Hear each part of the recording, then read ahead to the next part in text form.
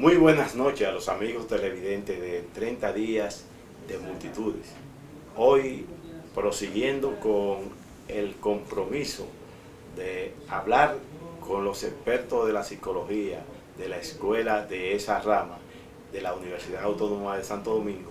Hoy tenemos el prestigio, nos prestigiamos con la presencia de la doctora Ángela Cava, quien es del staff que conforma la Escuela de Psicología de la Universidad Autónoma de Santo Domingo. Buenas noches, profesora. Buenas noches, Domingo. Buenas noches al público televidente. Gracias por invitarme.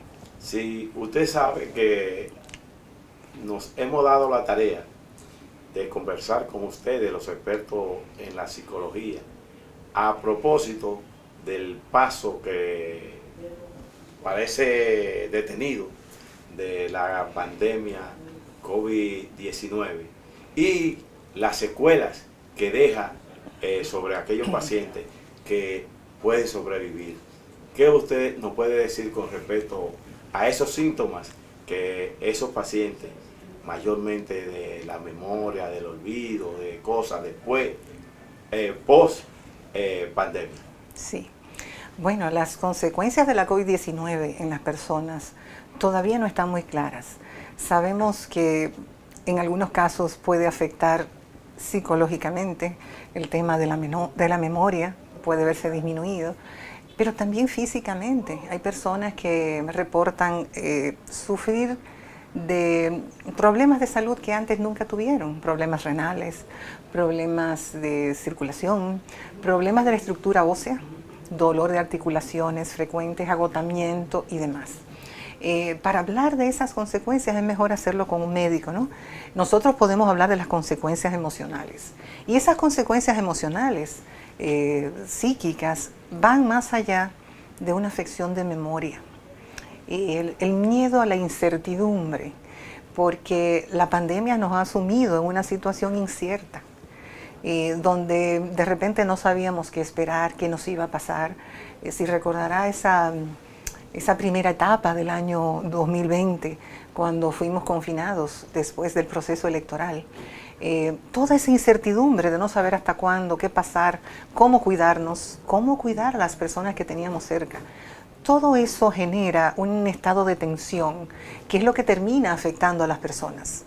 Y los estados de tensión varían en sus efectos de una persona a otra. Hay personas que son más resilientes, personas, por ejemplo, que sustituyeron su actividad laboral habitual y comenzaron a aprender nuevas cosas. En ese confinamiento, en ese encierro doméstico, un amigo me dijo, yo dejé la cámara, produce fotografía bastante, me dice, yo dejé la cámara de lado y comencé a hacer pan. Otras personas que trabajaban en el sector educación, pues comenzaron a desarrollar las artes culinarias, o algunos a bordar, a tejer, a pintar, a escribir. Yo soy una enamorada de todas las artes y creo que las artes son un buen recurso para atravesar situaciones difíciles. Nos permiten la expresión emocional, esa descarga catártica, y nos permite entonces ponernos en condiciones de afrontar la realidad con mayor efectividad. Entonces, no sé si quiere que le profundice algo más o... No, sí, precisamente, maestra, el punto está en que muchas personas que han sufrido ese desbalance producido por el COVID, muchas veces están desorientados. Y qué mejor que una persona como usted para, por ejemplo, aunque por ser algo nuevo el virus, no hay todavía un tiempo necesario para que ustedes a lo mejor tengan algo en cuanto a la formación y la orientación a esos pacientes. Sí. ¿Qué usted les recomendaría, por ejemplo, a un paciente del COVID que borre, como se dice por ahí? Bueno, hay ejercicios para recuperar la memoria. Yo deseo que sea algo transitorio. no tenemos ninguna certeza de cuánto van a durar los síntomas, ¿no? Pero en caso de la pérdida de memoria, hay hasta juegos educativos que lo permiten para poder entrenar y recuperar esas habilidades. Juegos como el sudoku, la concentración con las cartas y demás, la lectura recreativa, la misma música, porque la idea es estimular nuevamente el cerebro.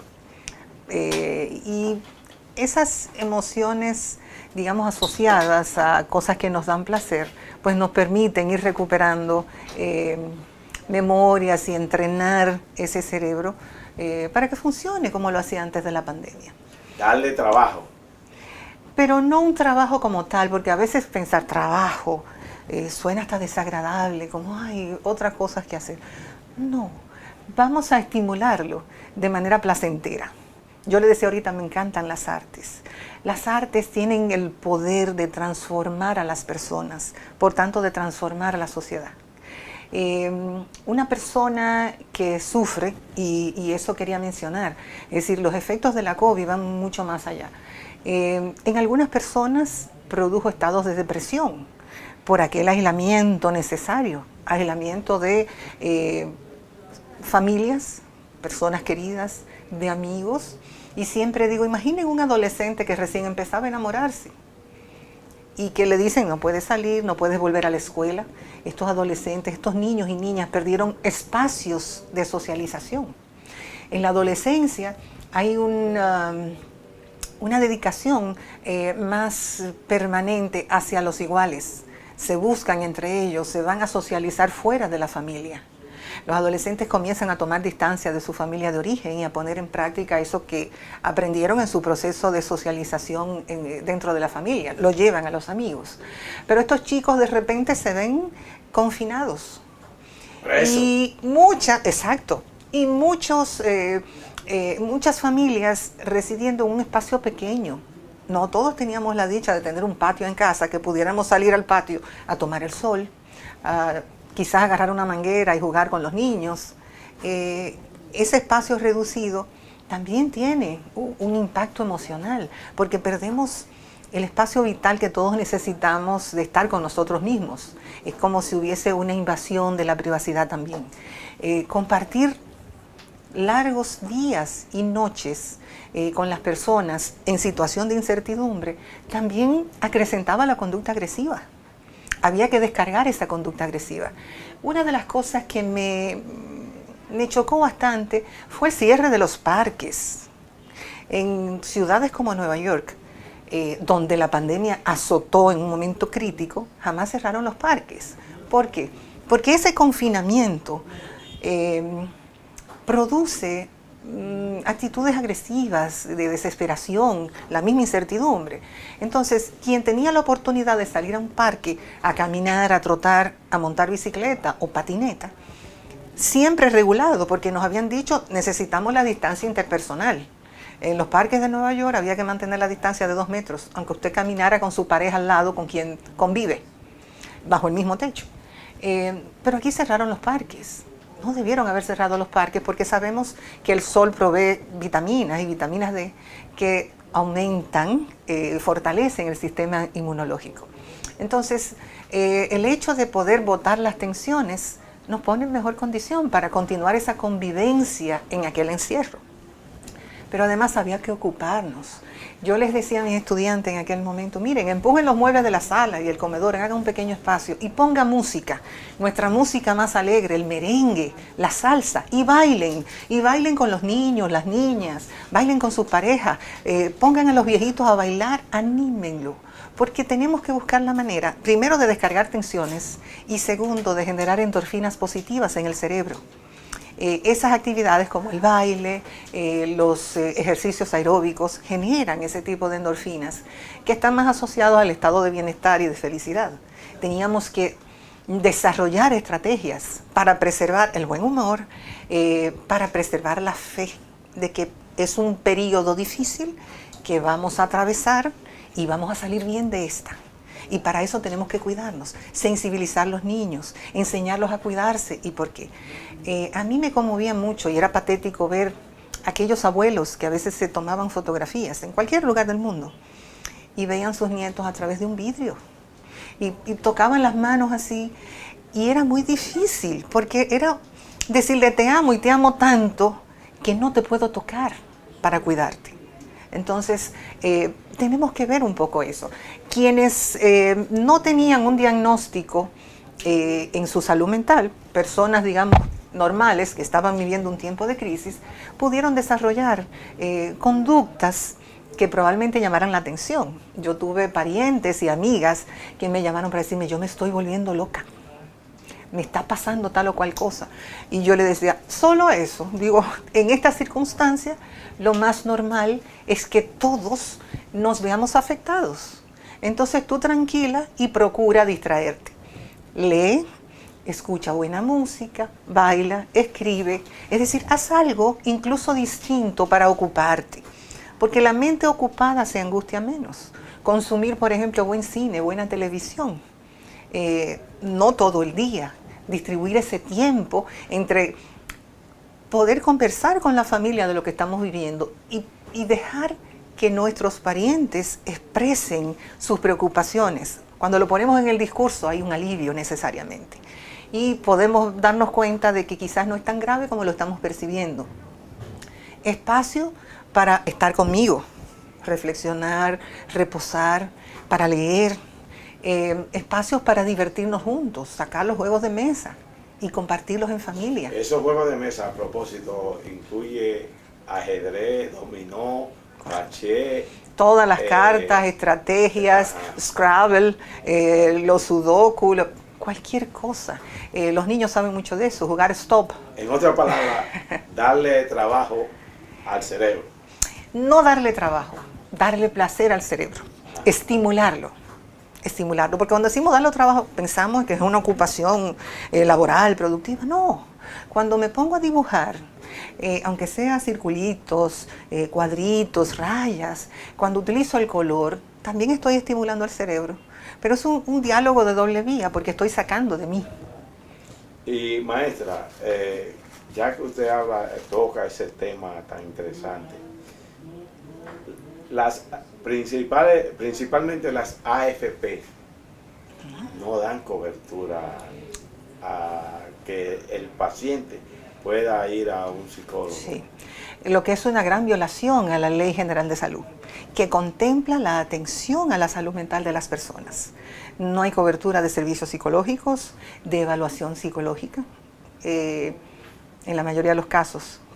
No generalizo porque quizás hay una excepción que yo desconozca, pero es incluso una tontería.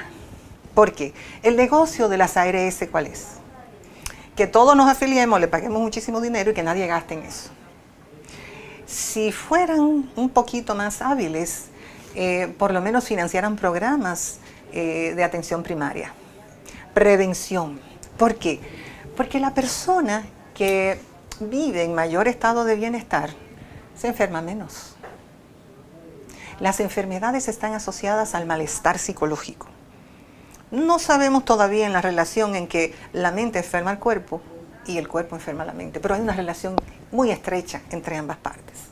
Entonces, si las ARS invirtieran un poco en preservar ese bienestar, pues tendrían mayores ganancias y nosotros viviríamos más tranquilos. Y ahí cabe bien el término de la responsabilidad social de esas instituciones comerciales, sí, con la salud, incluyendo la salud mental. Sí. Puede... Muchas organizaciones lo saben. Muchas organizaciones invierten en el estado de bienestar psicológico de su empleomanía y lo hacen continuamente silente, porque saben que un empleado que disfruta de bienestar mental es más productivo. Entonces preservan esa integridad de sus empleados, bienestar físico, psicológico, social, para que les rinda mejores beneficios. ¿Qué usted le recomendaría al sector de la salud, a quienes dirigen el sector de la salud, para enmendar esa falla? Justo iba a entrar, porque la separación de funciones creó el Servicio Nacional de Salud que provee los servicios de salud. Y la atención primaria queda bajo la responsabilidad del Ministerio de Salud Pública, que es el ente regulador de todo el sistema de salud.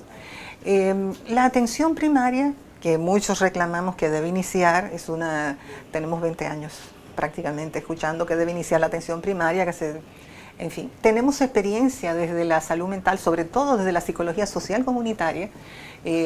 Nosotros tuvimos la primera maestría de psicología social comunitaria de toda la región de las Américas, por allá por los años 78, 79, un diseño de Tirso Mejía Ricard y de José Cruz, ambos fallecidos este año, y dio un grupo de profesionales del área que han permanecido trabajando en esas áreas. En aquel tiempo, después de la declaración de Alma Ata, en el año 78, Alma Ata, una ciudad en la distante antigua Unión Soviética, hubo ese encuentro de ministros de salud de todo el mundo, auspiciados por la Organización Mundial de la Salud. Y ahí declararon la necesidad de priorizar la atención primaria. A la vuelta de esa reunión, en el país se comenzaron las primeras campañas de prevención y de educación para la salud, pero también se abrieron los primeros centros comunitarios de salud mental. Aquellos centros comunitarios que trabajaban directamente en la comunidad. Los que hicieron bien su trabajo no pudieron ser cerrados, porque como pasa siempre, pasa una gestión y los que llegan quieren eliminar esos centros. Esos centros permanecieron hasta hace unos años, con un trabajo que demostrar. Y yo digo, si los propios profesionales de la medicina, todos, señalan que detrás de todas las dolencias hay un componente psicológico importante. Para hacer atención primaria desde la psicología, ¿qué necesitamos? Profesionales entrenados y poco más, papel y lápiz. Porque se trabaja con el discurso. El psicólogo trabaja con el discurso del otro y con la interacción. Entonces, este trabajo en las comunidades necesita de profesionales capaces. No necesitamos equipos, ni reactivos, ni nada de laboratorio. Necesitamos gente debidamente entrenada, dispuesta a trabajar en la comunidad. Si nosotros podemos hacer ese trabajo en la comunidad, yo apuesto a que la demanda de atención en salud en el segundo nivel se reduce.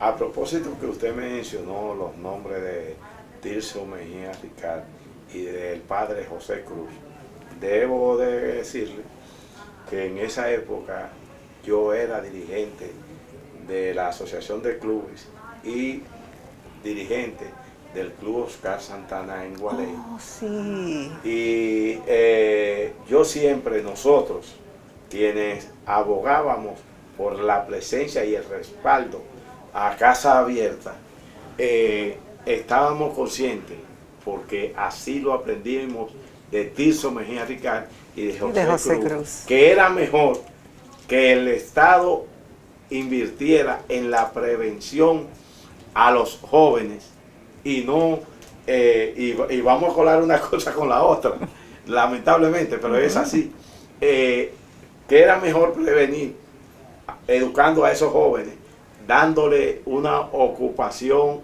permanente de orientación emocional para que no cayeran en manos de aquellos que traficaban. Vamos a hablar claro. Educar para la salud, promover la salud y prevenir la enfermedad.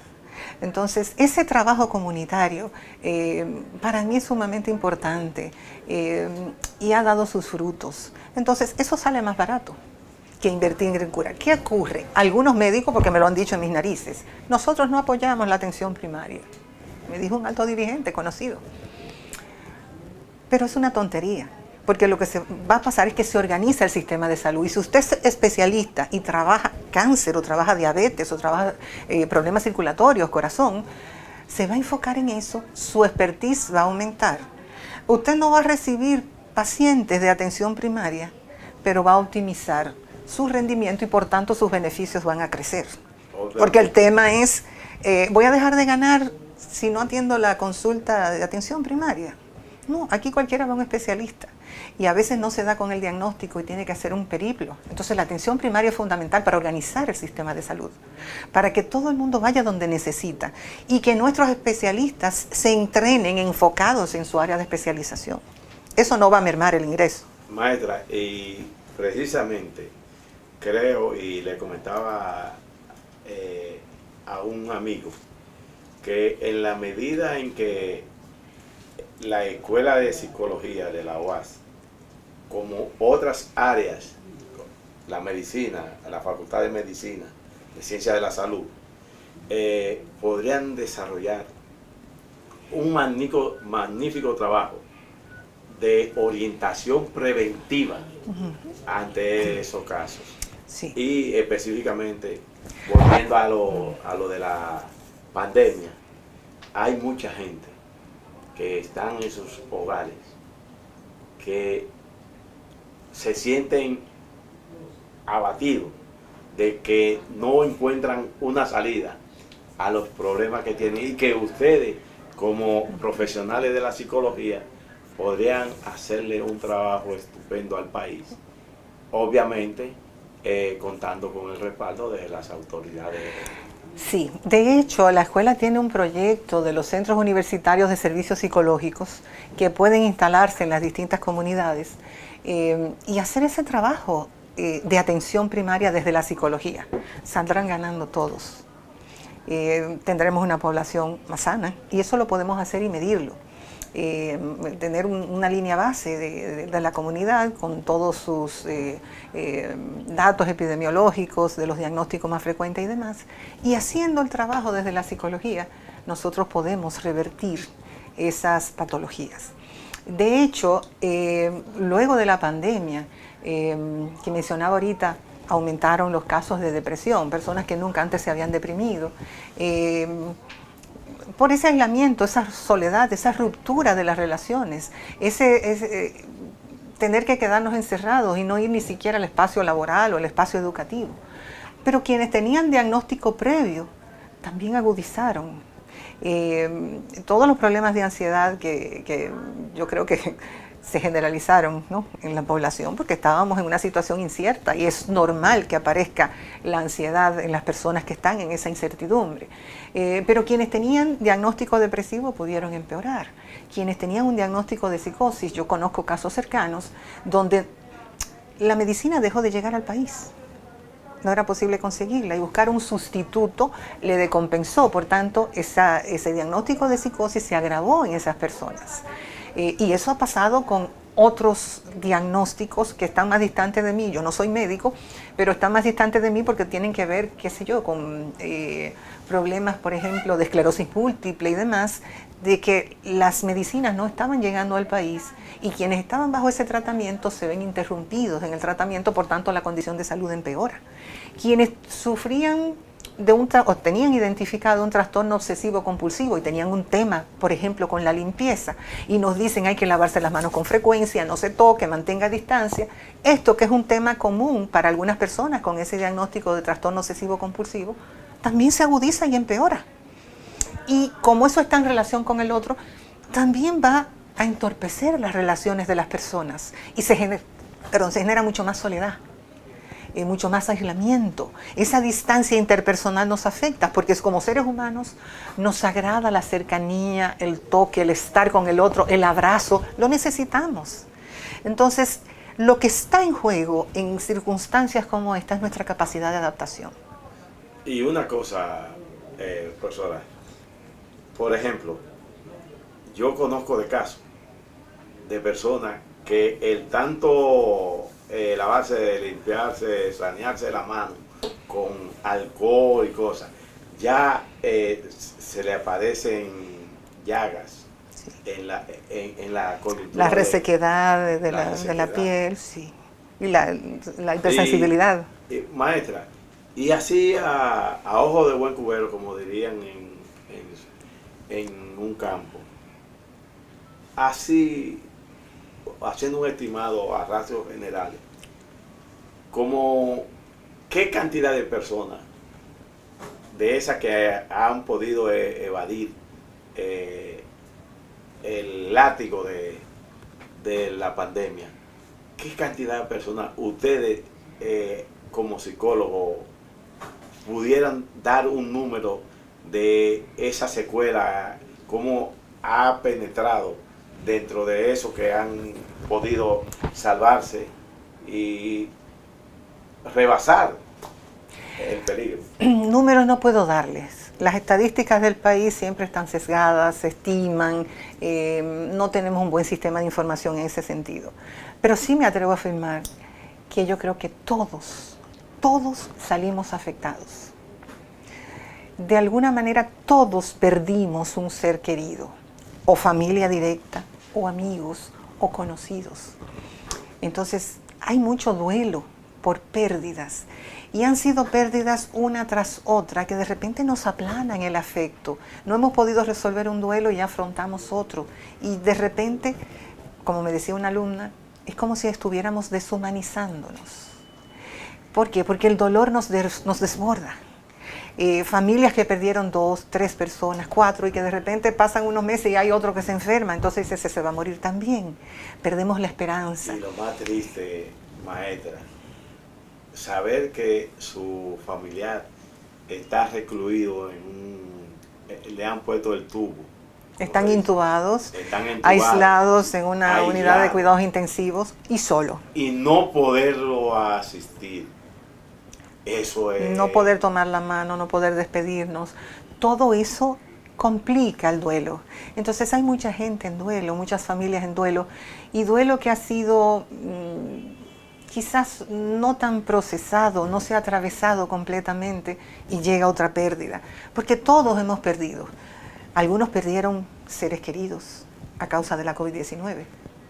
Otros perdieron trabajo, empleo, ingreso. Otros perdieron hasta la casa porque no podían seguir pagando, y yo conozco casos de familias, papá, mamá y 2 niños que tuvieron que regresar a vivir en una habitación en la casa de los padres para poder subsistir. Perdimos espacios comunes, espacios de socialización.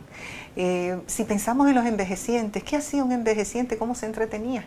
Que ya no puede salir, que está ahí como una carga más para la familia. Pero quienes tenían otro tipo de diagnóstico que no se estaba atendiendo en los centros de salud, sobre todo en esa primera etapa, también sufrieron el deterioro de la salud, no poder continuar el tratamiento, no poder buscar una consulta oportuna, las madres parturientas verse reducidas a la participación quizás del marido, si está presente, porque tenía que ir sola a dar a luz al centro clínico. ¿Por qué? Por seguridad de ella, de su bebé y de la familia. Entonces hemos perdido muchas cosas. Por eso decía ahorita, lo que ha estado en juego es nuestra capacidad de adaptación. ¿Qué hacer? ¿Cómo torear esa situación? Ese es el gran desafío.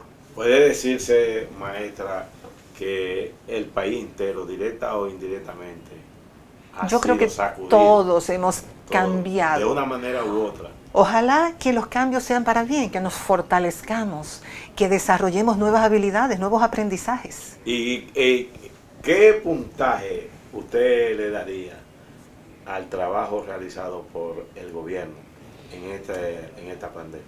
Creo que en temas de vacunación nos fuimos adelante. Por eso vemos cómo va resultando el tema de la curva y va bajando el número de contagios y la demanda de atención en cuidados intensivos. Yo creo que debemos felicitarnos.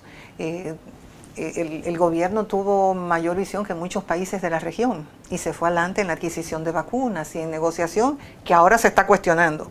Pero nos ha dado resultado porque el tema era preservar vidas. No, y además... preservar la vida de los dominicanos y poder crear las condiciones para un regreso a la actividad productiva, porque todos tenemos que vivir de lo que hacemos. Y una vida humana no tiene precio. Por supuesto. Por eso la inversión que hizo el Estado, el gobierno. Entonces quizás en unos años, cuando miremos hacia atrás, la mayoría se va a dar cuenta de que fue una coyuntura difícil, pero tomaron decisiones acertadas en ese sentido. Y yo creo que todos debemos acceder a la vacuna. No conozco ningún muerto por vacuna. No. Pero sí conozco personas que después de su segunda dosis se contagiaron y fue bastante benigno el cuadro. Entonces tenemos que confiar porque necesitamos recuperar la capacidad de producir, de continuar nuestro proceso de desarrollo personal y de nuestro desarrollo comunitario y nacional.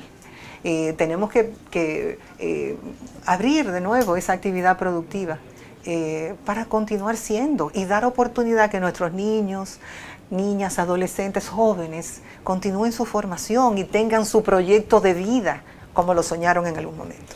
Una pregunta, una curiosa, esta de las últimas preguntas ya, porque el tiempo, el Dios crono, usted sabe que no perdona, y ya vamos caminando por los 30 minutos.